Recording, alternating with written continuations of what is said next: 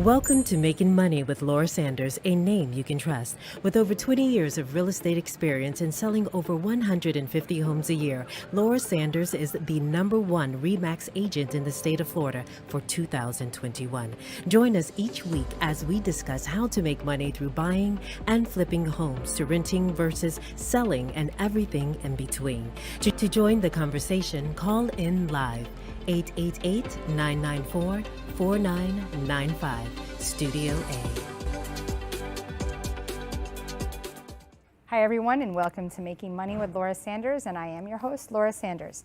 Every week we talk about something that's going to help you save a little money, make a little money, one way or another. This week, how would you like it if you went to go sell your house and you got down to the closing date and found out, guess what? You're not selling it because the buyer's a foreign national. Not all foreign nationals, but a foreign national that would be told you can't buy in the United States. Or I should say, I'm sorry, let me correct myself, in Florida, thanks to the governor.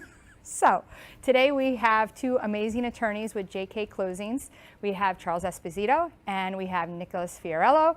I want to welcome them both from JK Closings. They are very affordable and always available to help you even on a Saturday morning when you have some questions about a transaction. So welcome, guys. Thanks for having us, Laura. Thank you. So there's been some changes to conveyances with foreign nationals. Before it used to just be like a holdback when they're selling of their monies, but now when you go to sell to a foreign national, which we were selling to a ton of foreign nationals, that whole landscape has changed. So tell us, like, what do we as agents and as buyers and sellers need to look out for? Right. So in Florida, and I want to say about 17 other states, there have been laws that have been passed to essentially block certain buyers from different countries from purchasing land, most notably China and Russia, North Korea, Iran, countries like that. In Florida, basically buyers from those countries cannot buy certain properties that are located near critical infrastructure, military installations, and in the particular case of China, they can't buy any property at all. So it's something that's making waves in the real estate market right now, and we have to deal with it a lot. They've even added a box into the as-is contract.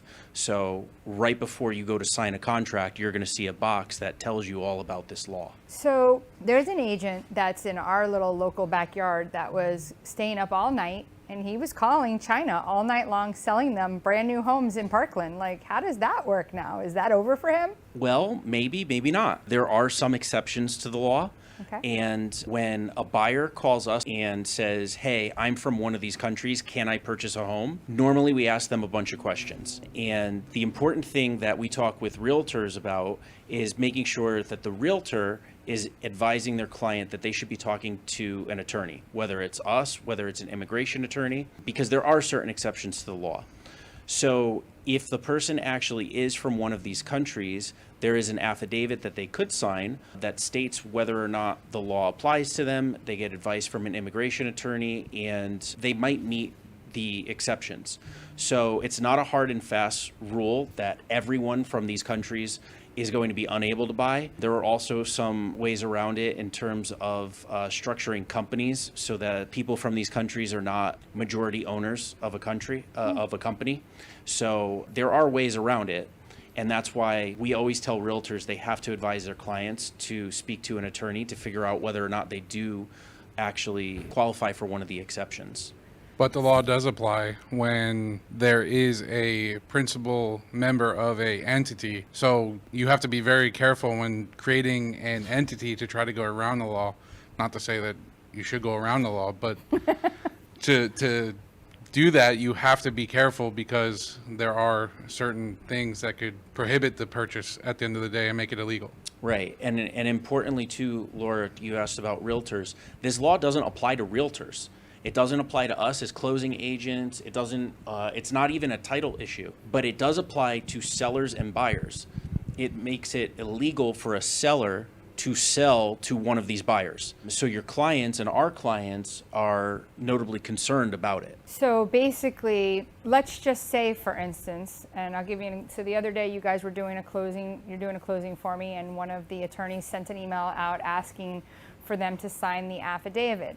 The agent responded back pretty quickly and said that this person is a U.S. citizen. Actually happens to be related to like Ed McMahon. Like, so said, you know, hey, this person is an American citizen. The agent responded for them. Is that good enough? I mean, does that put the liability on the agent and no longer on the seller? Is that suffice by that email?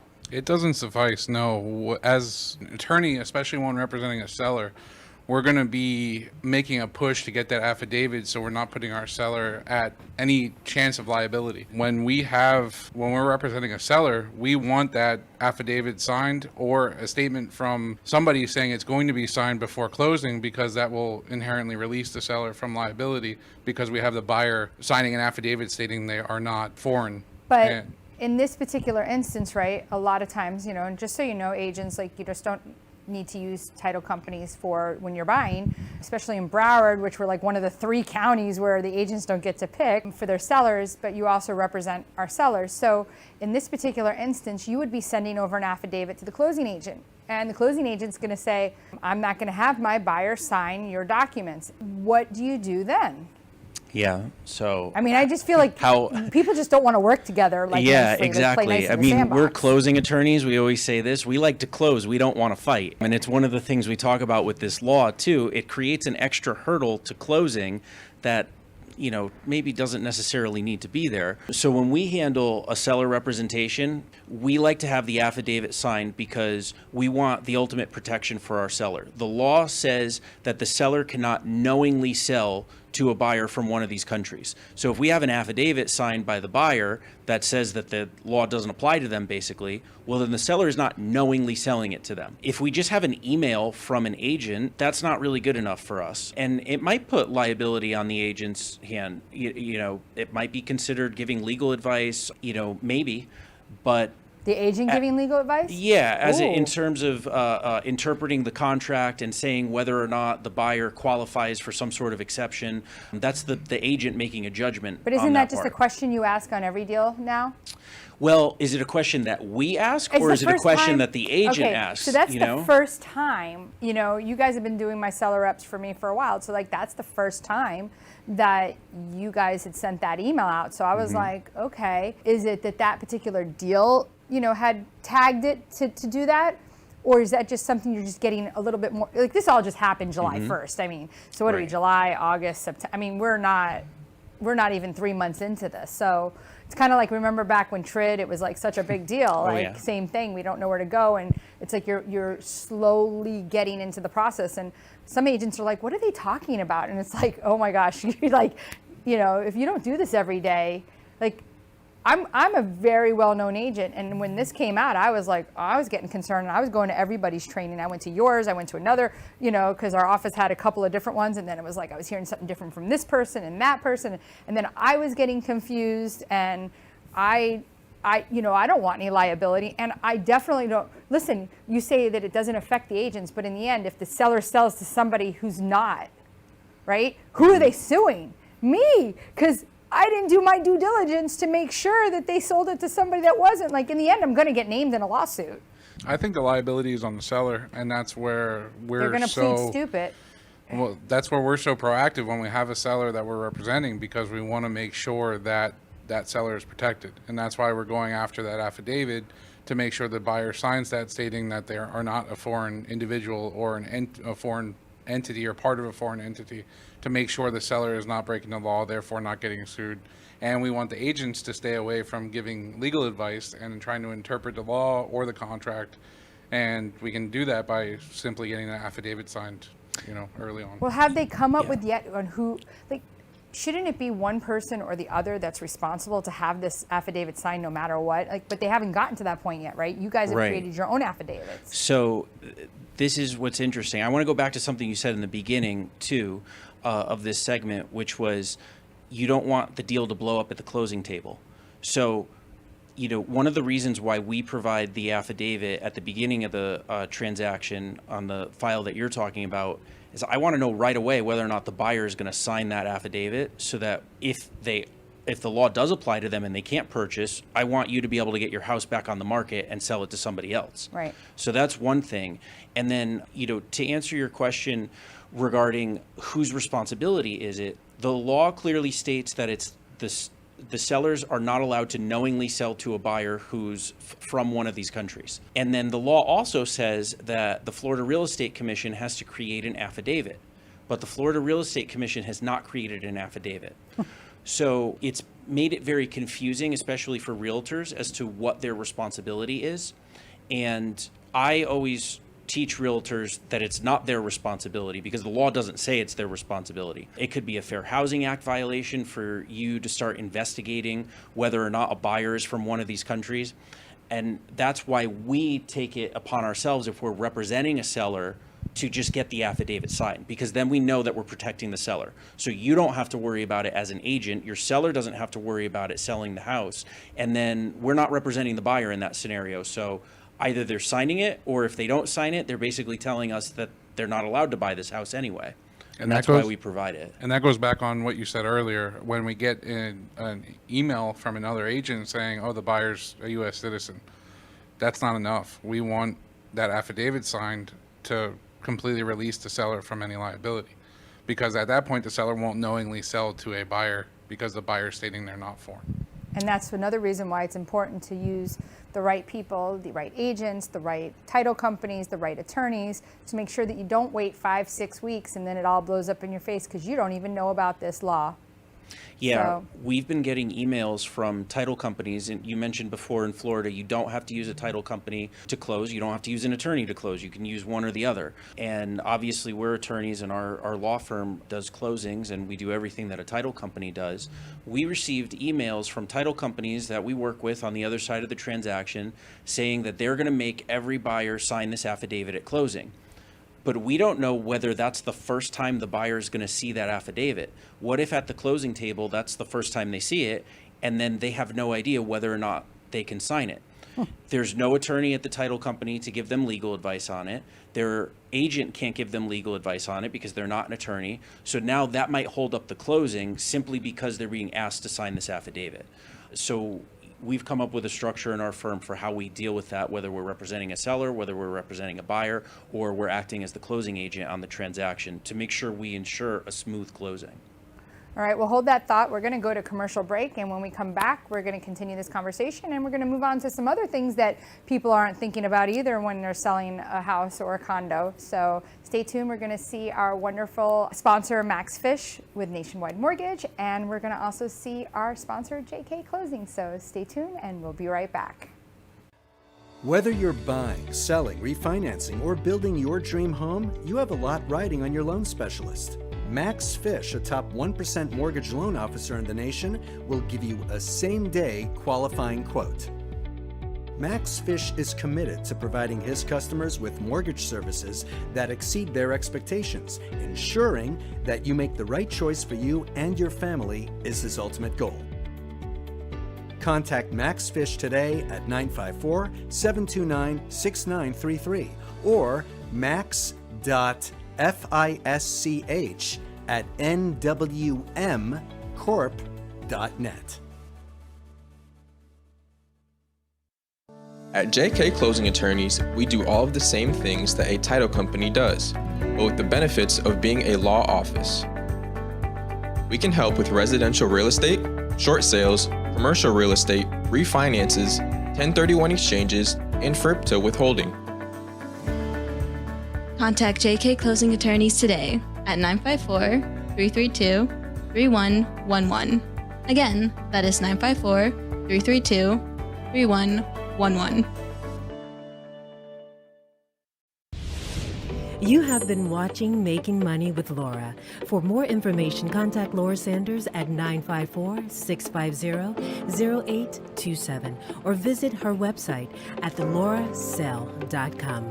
And now back to the show. Hi, everyone, and welcome back to Making Money with Laura Sanders, and I am your host, Laura Sanders. So we're here today talking with the attorneys over at JK Closings. We have CJ, it's easier than calling him Charles. He is one of the owners, and we have Nick, he's one of the associate attorneys, and they are awesome. They answer their phones, you call them, you get them, like, you know, this is what you're looking for. I hear a lot of horrors and nightmares about, like, you know, hiring attorneys, and this isn't one of them. So we just talked about the new foreign national entities and how that's affecting everyone, and we can go on for that for probably a while and you still won't understand it. So just make sure that you're hiring the right realtors and the right attorneys to make sure that you're not getting in a scenario where you in the end are going to have a deal that's been canceled. The other thing that's coming on right now is that we have new condo laws coming in regarding reserves. So what are those laws, and what do we need to worry about as realtors and as owners of condos? And does that affect 2-story condos, 3-story condos? Like, what does that look like? So guys, tell me, like, what do you know about this? You want to go? You know anything? Okay. I don't know Did I throw anything you a about trick condo law. Well, there's two different things that associations, especially condo associations, need to do and control. They need to have a milestone inspection, and they need to do a structural integrity reserve study as to their reserves. And what they are is... Wait, is this for all condos? It depends. Each of them has different requirements. Well, wait, so when did this come into effect? Because let's start from the beginning, because this is like starting to sound like Chinese to me, so... Yeah, so let's go back to a couple years go into ago effect? when we had if you're familiar with the Surfside tragedy, a building collapsed in Miami. And so the reaction to that was the state passed a law regarding condos and their reserves. So condos that are 3 stories and higher, they have to have fully funded reserves by the beginning of 2025. And fully funded reserves means that if there is a structural component of the building, like elevators, exterior of the building, and any structural components of the building, and there's a catch-all, anything that costs $10,000 or more to replace, which could be elevators, air conditioning units, things like that, the association has to have fully funded reserves for that, which means they have to have money in reserves to be able to pay for the replacement of those items. So what Nick was saying about the milestone inspection report and the structural integrity reserve study, these reports and studies will show how many years of life left an association might have on, let's say, the roof. And if there's 20 years of life left on the roof, well, then they only have to start accumulating funds to replace the roof in 20 years. But if there's 0 years of life left on the roof, the association is going to have to fully fund their reserves to replace it now, which means that we're going to start seeing a lot of special assessments, which we are already seeing at condos, because they have to fully fund their reserves in order to come into compliance with this law. So the days of these associations kind of waiving their reserve funding and kind of passing the buck onto the next owners and the next generation of that building, that's going to be over. They're going to have higher regular maintenance assessments, and they're going to start having special assessments in order to pay for all of these items. So what would you advise a buyer if they came into you with a contract, right, today for a condo, and it was 3 stories or more? Let's say on the beach. Let's use the beach, because there's not many 2-story ones, that are worth buying as much as there is high rises. So we know a high rise is definitely going to need concrete restoration, those kind of things. So if I came in today with a contract saying I was going to buy in one of those buildings, right? Because Pompano is so great right now, and I want to live in a condo where I can walk down there. What would you say to the buyer?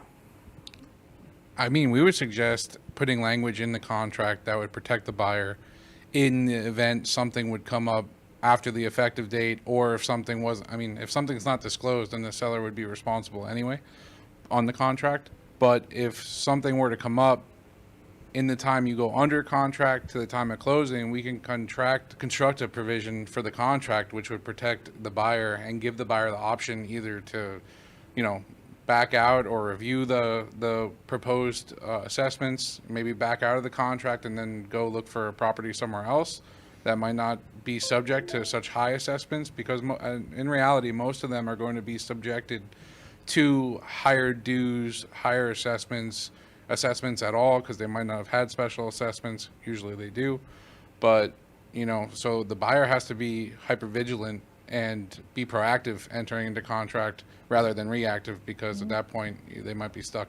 Well, what is so typically as agents to do, lower down payments, we're always looking for condos that are, 10% in reserves. So in order to be fully funded, what does that look like? Let's say, for instance, they collect $1 million a year in assessments from the entire building. I'm just using a round number, right? And that would mean that every year they need to be putting in, what, $100,000 into an account. If they're collecting $1 million, right? That would be 10% reserves if they're collecting 10% that year, in order, because it has to be that specific year. Right. Now, how do you know what fully funded is if you're a buyer? Yeah. Do So you know? I don't. You know, Okay. it depends No, on I mean, it depends on each building individually as to what fully funded actually is, because different buildings have different amounts of units, they have different amounts of stories, and they have different requirements. Some buildings have 4 or 5 elevators, some buildings only have 1, some buildings have multiple air conditioning units on the roof, and it really depends on what each individual building is as to what qualifies as fully funded. So the way that the law talks about this is having a line item funding. So let's say you have 5 years of life left on your roof and it costs $100,000 to replace the roof. If you have 0 money in your reserves allocated towards the roof, then you need to start collecting $20,000 a year for the next 5 years to pay for that $100,000 roof. So it may not matter if in your scenario that the building has $1 million in reserves, if none of that money is allocated towards the roof and the roof only has a couple years of life left on it, now all of a sudden that association may have to do a special assessment for the reserves for that roof. Or they might be able to reallocate funds that are in the reserves towards the roof. It depends. Usually if a building has, let's say, $1 million in reserves, they are looking at everything that they have and they're collecting and doing what they're supposed to be doing in accordance with the law already. Where we get into situations with special assessments are these buildings that for years and years have not done any maintenance to their building and they did not collect for reserves. Yeah. They waived. So, as I'm sure, Laura, you've had clients that will come to you and say, I don't want to pay a lot in maintenance fees for my condo. And so you look at places that have low maintenance fees, but those places are also not collecting for reserves. So those are the places over the next couple of years that are going to have massive special assessments, because to come into compliance with these laws, they're going to have to fully fund their reserves. The places that already have high maintenance assessments and are already collecting for reserves, they're probably not going to have that many special assessments, because over the history of that building, they've been collecting to be able to maintain that building. Well, we've run out of time. So thank you for coming, guys. Tell me, what is the best number for them, or best website for people to check you out, to get a hold of you when they're ready to think about either being represented as a seller or they're a buyer and they need representation and know that their prices are fair? So what would be the best number to get a hold of you guys? 954-779-5000. You can call or text that number. You can reach out to me and Nick at legal@jkclosings.com as well. And what they do is that number is always attended by another attorney at some time, or 7 days a week. So they're always there to respond to that text. And also somebody is always answering those emails. So it might not be them, but everybody has a round robin. They're more than just them as attorneys in the office, so that they can actually, not be overly worked and well rested, because, busy. So again, if you're looking for a top agent, give me a call, Laura Sanders, RE/MAX Direct, 954-650-0827. And trust me, we definitely saved you money tonight by not buying a condo that doesn't have reserves. So see you next week, guys. Thank you for tuning in for Making Money with Laura Sanders, a name you can trust. To join the conversation, call us at the studio, 888-994-4995 Studio A, or contact Laura directly at 954-650-0827. Laura Sanders, a name you can trust. We look forward to seeing you next week.